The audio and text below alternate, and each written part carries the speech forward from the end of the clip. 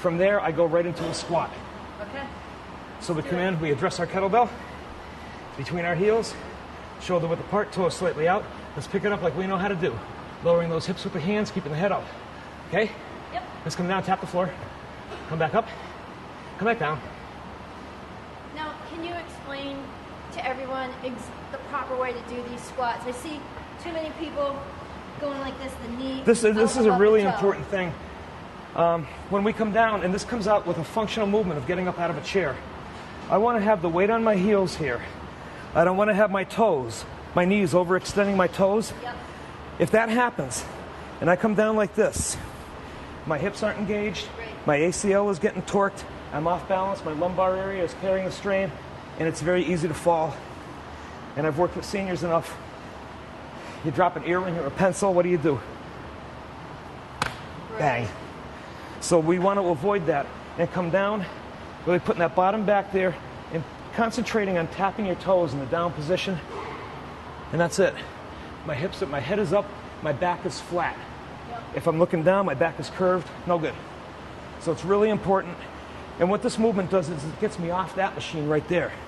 Why do I want to get on a piece of 3,000 piece of iron with a padded backrest in a seat when I can do the real movement Right. and get my whole body into it? Every time I'm down here like this, the abs are right into the spine. That's how we train the core. The sit-ups and crunches don't work. Okay, so we're going to pick it up like we know how. Up. And we're going to tap the floor. This is called the sumo squat. And we're having a lot of fun. Love squats.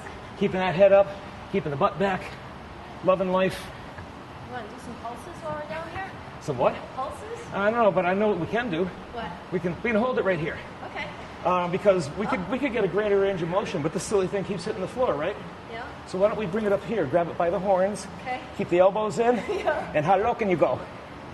Let's come back up. This is called the front squat. I'm getting in a greater range of motion, which means I'm activating more muscle. And I'm loving it. Oh, the fun we're having. Let's go back to a sumo. And again, we do this for a minute, take a minute rest, and we would do it again. Let's put it down. So it's almost like circuit training, Pretty much. which is building up that interval. And it comes into the intensity part of it.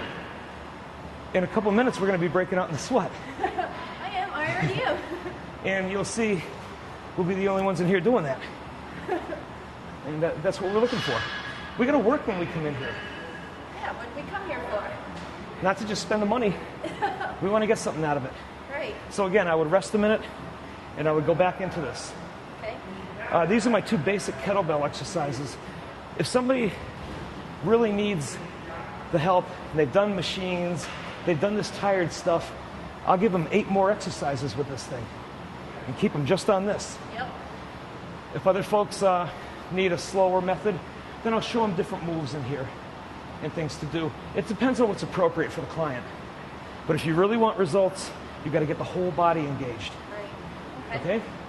We got another set of squats here? You want to? Yeah. Let's go. Oh, yeah. Sumo. Sumo for 15 seconds because we love it. Tapping the floor each time. Head up, butt back. Loving life. Okay, let's bring it up to a front. How low can you go? How low can you go?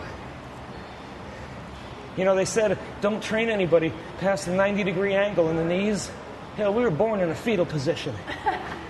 Let's keep that range of motion. Back to sumo. How we doing? Good. How the fun we're having. And back to a front.